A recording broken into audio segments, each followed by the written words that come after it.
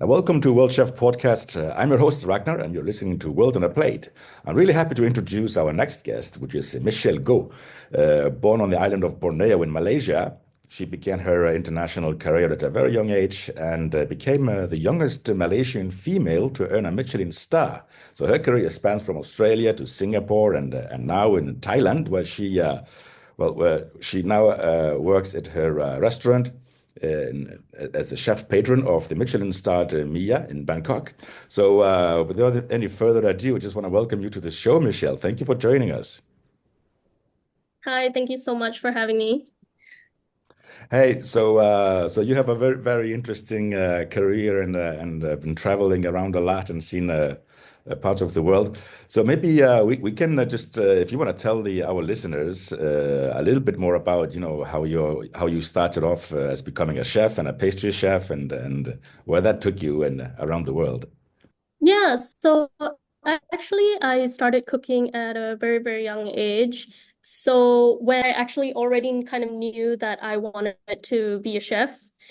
And the reason why I actually started cooking was because I was watching Jamie Oliver make fish and chips on TV. And I know that gets a lot of hate from like the chefing society. But when I was watching him cook at home, I kind of had that like epiphany, like, oh, I didn't realize that food could be more than sustenance, if that makes sense. Mhm. And that kind of really sparked my interest in cooking for the very first time. So I kind of knew from even before I went to high school that so when I ended up going to high school, I kind of approached my parents to be like, oh, I don't really want to finish high school. I want to go to culinary school instead and cook. And obviously my parents said no. Right. And they told me that I had school. So instead, they offered me to do kind of like baking classes on the side. So they told me that I could do baking classes on the weekends, kind of for fun. Okay. And that way it was kind of a compromise. So I would go to school and then do baking classes for fun on the weekends. And then that way it was a win-win situation for both of us. So that's kind of how I fell into cooking. Right. So how old were you And at because the time? So how old were you at that time when you were watching Jamie Oliver and decided what you wanted to do? I think I was around the age of like 14, 13, 14, 15 around that time. And that was kind of when I started to do like the baking classes on the side. Yeah. And during that time, it was like I was just going into high school. And I used to do, because I was taking baking classes, I actually used to sell baked goods for like food and fun fair, kind of just to raise money for class activities and stuff like that. So I think if you ask a lot of my high school classmates, they kind of remember me as the person who used to sell a lot of baked goods back in school. Yeah, so it's very interesting. I picked up what you said about Jamie Oliver and how he inspired you when you were at the young age. And you said something interesting that he sometimes doesn't have a lot of love from the professional chef community, and actually, but still goes to show that the importance of people like Jamie Oliver to inspire young people to come into our profession because it's not always the case. So Yeah, because I think that I feel like he's very relatable. Like he's such a homey type person, and that makes him very like um it makes him very approachable, and that the way that he cooks it makes it look very easy. So because of that, it makes it seem like everyone can do it. So being like a 12-year-old at home, his recipes seem so easy, like, oh, I could replicate that in my home. And yeah. that's kind of how it came about that I was replicating his recipes. So thanks to Jamie Oliver that you became a very important part of our chef community. That's great. And so you were already selling cakes from high school, and And so after high school, so what was the next step? You got to convince your parents that that was the road for you? Yeah, so immediately after I finished high school, I made the decision to leave and go to Le Cordon Bleu in Sydney. Mm, So one of the reasons why I chose Sydney was because my family had visited Australia multiple times at that point. So it was just kind of natural to make a move to Australia. We knew Australia quite well at that time, and it wasn't too far away, like Paris or the UK, and everyone spoke English, so it was kind of a natural transition as well. And as well, the Le Cordon Bleu program in Sydney offer like the industry placement, which meant that after I finished my studies, I was able to stay for an additional 6 months to work in Australia as well, which was an added bonus. So I ended up doing not only cuisine, but pastry as well. mm. So I ended up staying for almost 4 years in Australia. Okay. And so from that years in Australia, from the Cordon Bleu, so what was the most important things that you learned about our industry? Because you hadn't worked in our industry before, right? You were baking. No, just Mm. baking at home. So Yeah. so your introduction to industry, how was that? I think a lot of it was a big culture shock at first because going from working like 0 hours to then working like 15 hours a day was very, very tough. And at the time, I was only 18. So it was quite a difficult transition, especially since I left home alone and I didn't have like family or friends. It was quite lonely, I would say. But again, it was something that I kind of knew that I really, really wanted to do. So I was very passionate and very driven. Um, I think that it was, I enjoyed going to school a lot. So that made it easier for me compared for a lot of other people. Right, right, Cause yeah, cause like I felt for the first time that it was like I felt like I belonged for the first time. Because when I was back home and I was going to high school every day, it kind of felt like I was waiting for something to happen right. almost, Yeah. kind of like waiting for life to start, kind of waiting to go somewhere else. And when I had moved overseas and I had gone to Le Cordon Bleu and I was finally given the opportunity to like cook, it kind of felt like it was the first time that I belonged. It was the first time I was surrounded by like-minded people who shared the same passion, who had the same mindset. And it was the sense of community that I was kind of looking for. Exactly. Hey, picking back up Mhm. on Jamie Oliver, so because you were what sort of your appeal was his sort of homey, very casual and sort of not that atmosphere that he brings on the TV channel. What How was that different from your first day at a real restaurant? What was that? Did you have that same uh, sort of were you surprised by the restaurant culture and the atmosphere in a restaurant, or was this something that you expected? So actually, my very first job, I would say, was actually in a hotel. So I had done kind of like an industry placement, and they had put me in the pastry kitchen in in a big hotel. It was the Westin in Sydney. And I was just shocked by the sheer like volume that people were producing. Hmm. Um, I am quite a small person. I'm only 5 foot, so 150 centimeters, and I just could not pick up things. The trays were bigger than I was. I could not pick up like the kitchen mixer bowls. I needed like two people to help me because they were just too heavy. And it just like I could not believe the sheer volume that people were producing. It just boggled my mind. I cut myself 2 times on the first day, Hmm. and the chef basically was like, maybe you need to go home because like Yeah, I was such an idiot back then. All right. So yeah, so it was a lot more physical and than you expect. Than I expected. Yeah. I kind of like I thought that it was just going to be like I thought it was going to be like school.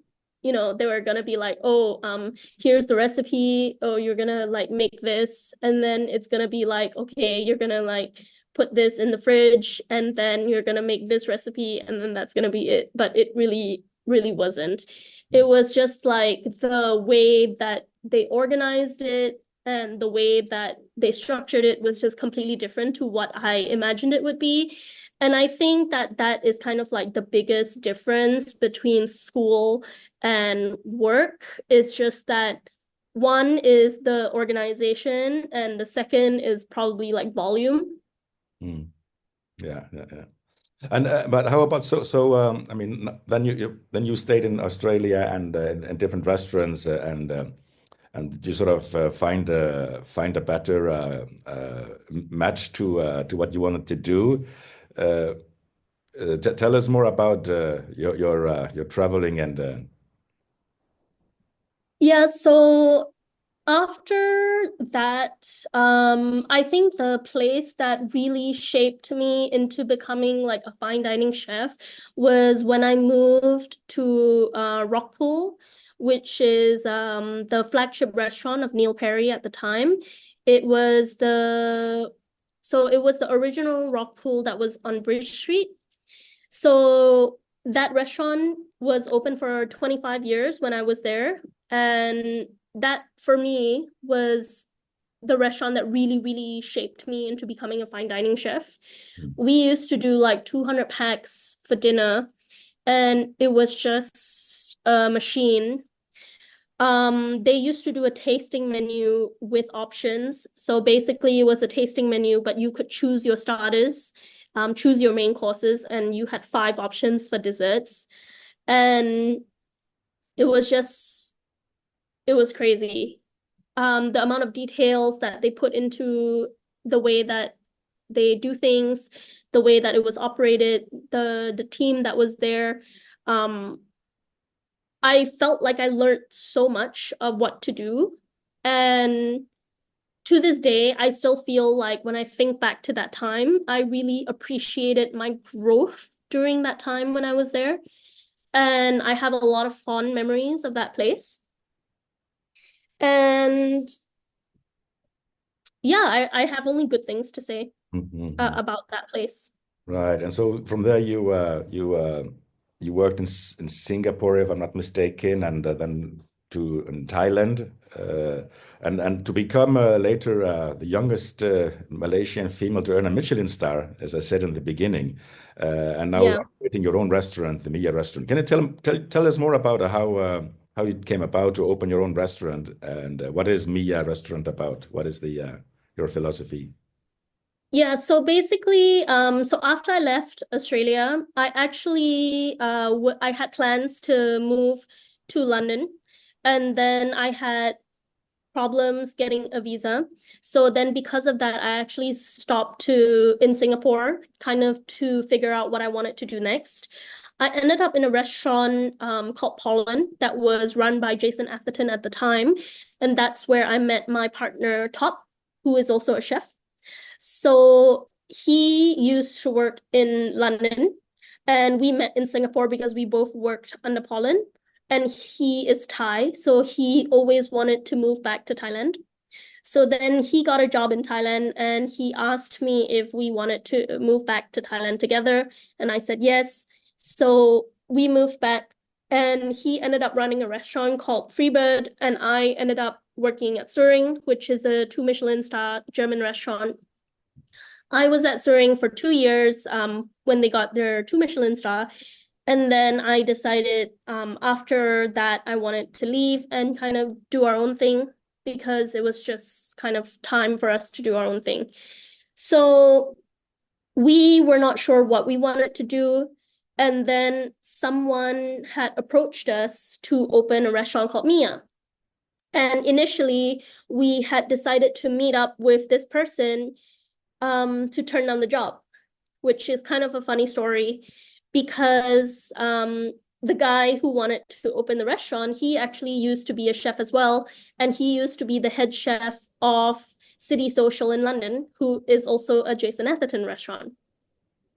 So he used to be a chef and he doesn't want to be a chef anymore. He wants to be a restaurant owner. So he actually moved to Thailand to open a restaurant. And he wanted to kind of have a nightlife restaurant very similar to like Zuma. So he was looking for people to run it and be the chefs. So we were actually going to turn down the job because we had never kind of run a non-fine dining restaurant. We've never worked in a non-fine dining restaurant as well. So we actually went to say no, but after meeting him, he kind of convinced us to take the job. So we ended up opening MIA together. And when MIA opened, it was a very, very different place to how it is now. We were doing a la carte food, kind of share concept. It was loud music. And then COVID happened, and we ended up closing for a very long time, over 9 months in total. So during those 9 months of closure, we kind of had to sit down and kind of decide what we were going to do about the future of MIA. So when we had opened MIA, we were doing about 120 covers a day. And we kind of knew that when we reopened after COVID, it just wasn't going to be sustainable to continue to do those numbers. So we kind of made the decision, like, do we want to pursue what we were doing before, or would we like to kind of switch to do fine dining, since it is my background and also Chef Top's background to do fine dining. So we kind of made the collective decision, like, let's just take a risk and do fine dining because that's kind of what we all know. So we made the decision to change. And after making that decision, we made quite a big renovation. We changed all our furniture, we added tablecloths, we changed our plateware, glassware, and then after that, the following year, we got our first Michelin star. Congratulations with that. And so what is special about MIA? Do you have like different creative interior design there with different ambiances? Yes, so MIA is actually a house. It is an old house that has been renovated. And then each room, so since it is a house, each room has actually been renovated to be a very different theme. And we kind of got the idea from Sketch. So, you know, Sketch in London, how each individual like floor is kind of decorated in a very, very different way. So the idea is that like when you sit in a different room, you kind of get a different vibe, so that when you come back, you kind of have a different feeling when you sit in each different room. So that's kind of the idea behind it.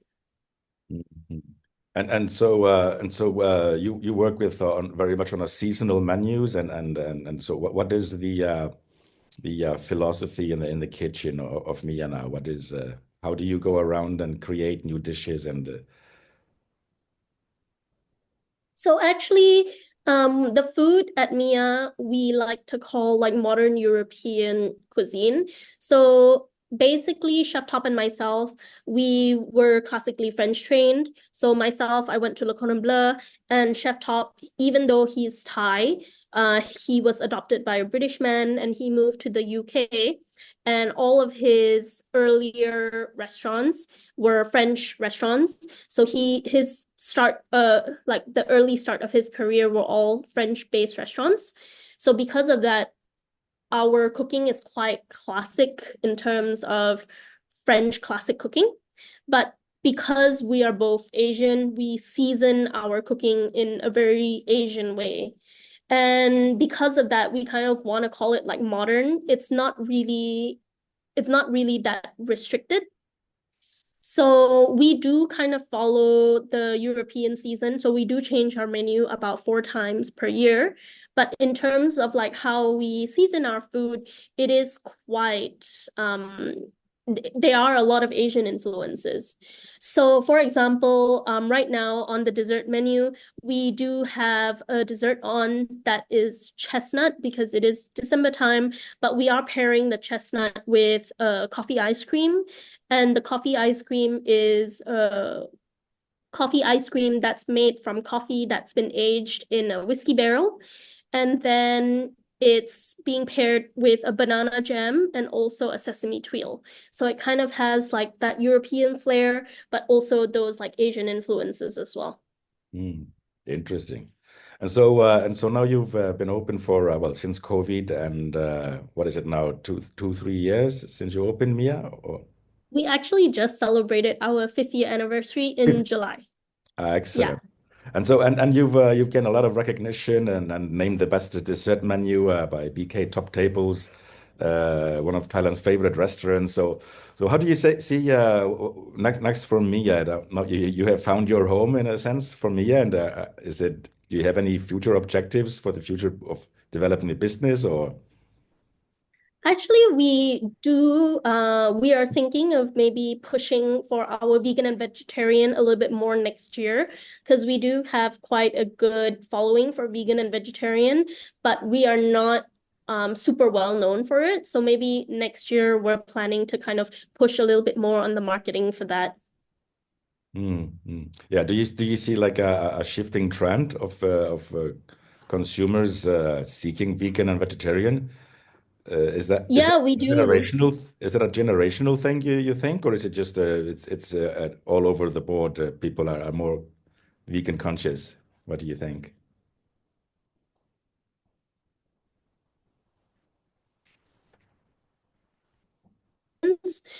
That recently there's just been a huge request in it.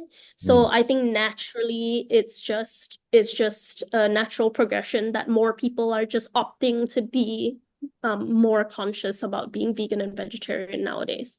no, precisely. And so a lot of the chefs I talked to, they have that background where they come from maybe a father or a mother was a chef or inspired by a parent, which was not your case.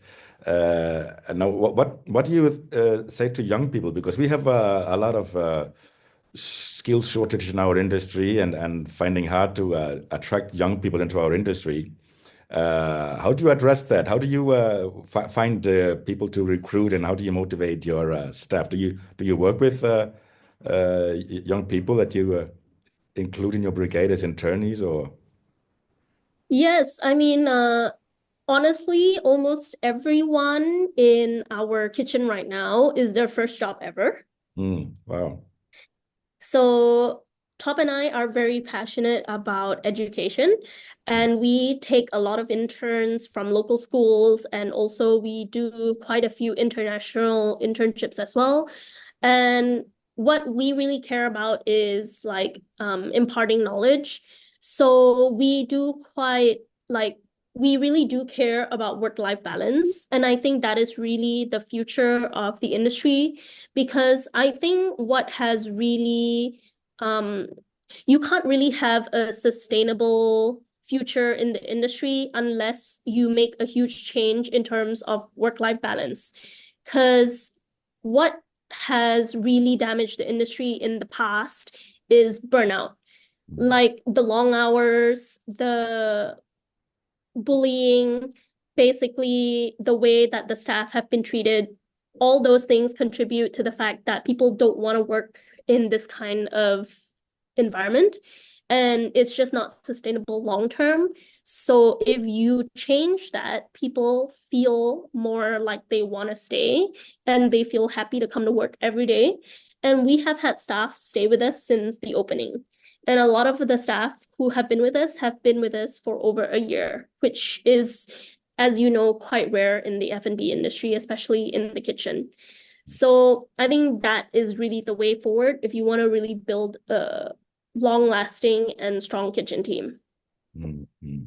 You mentioned bullying and the atmosphere in the kitchen was probably was different from what you expected when you first started working in the kitchen.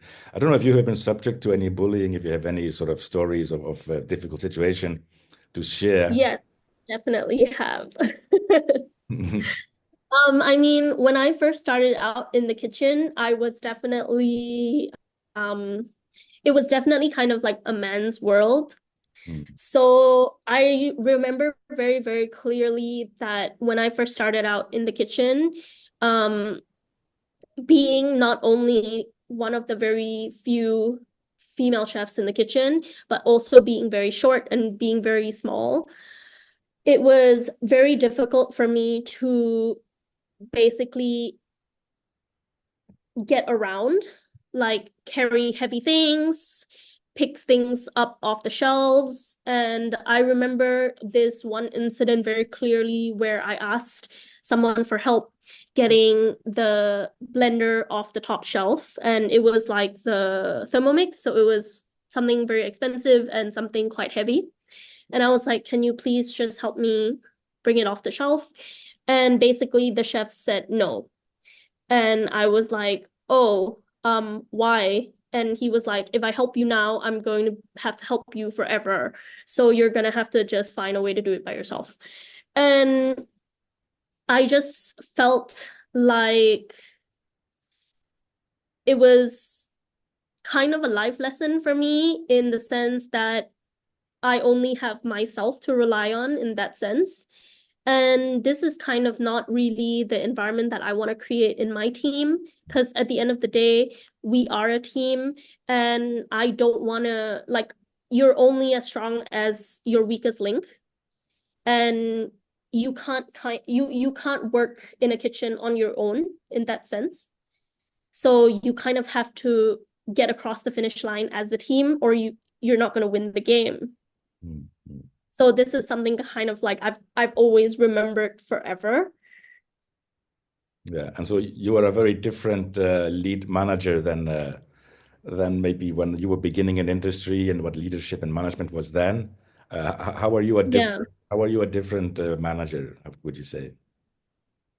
I think a lot of I mean, there's still, of course, yelling a little, not as much as before.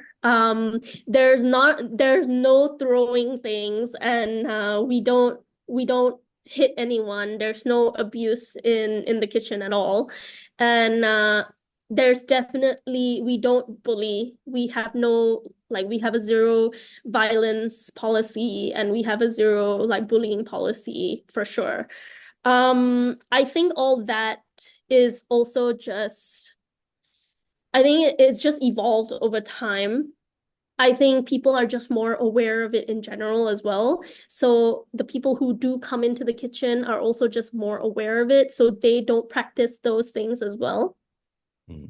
So I think it's just like the world is changing. So I don't have to kind of like, I don't have to enforce it because people just don't practice it as well. Exactly. Because we do have a young team. That's right. That's right. Uh, and so I mean, do you have any advice for young chefs that might want to elevate their career in industry? Maybe looking back at when you were starting out, a young female today to start out. Any words of advice? What would you say?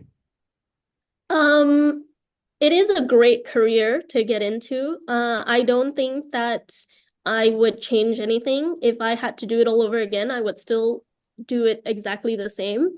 I do think that for anyone who is looking to be a chef, I would recommend you to choose where you work and choose your mentors, because you do have a very, like, you do have 10 to 15 years kind of to really absorb and learn.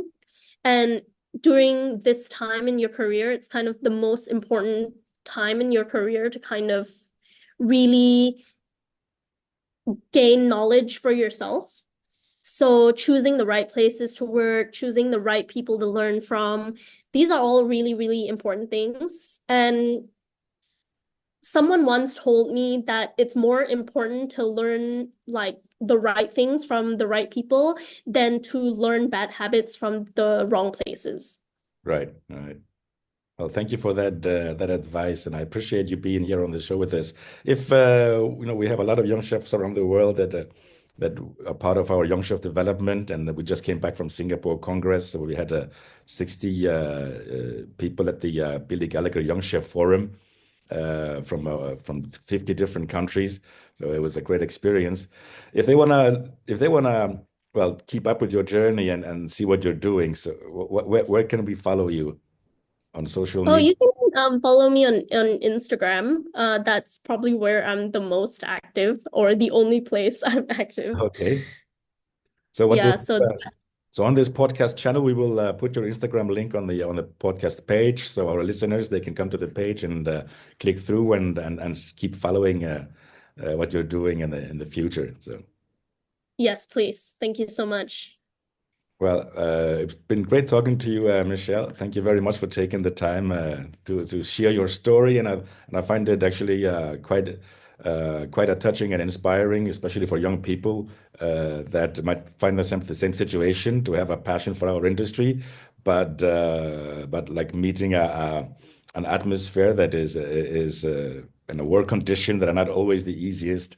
And so to be prepared for that. But I do agree with you. Our industry needs to grow up and be more responsible and invest more in their people and the management skills and the leadership skills in our industry need to be developed to a higher standard. So that's how we're gonna create a great industry with great people in it. Thank you so much. Yeah, thank you very Appreciate much. it. Thank you, Michelle, and thank you for listening. You're listening to World Chef Podcast. I'm your host, Ragnar, and this is World on a Plate. Thank you. Bye bye.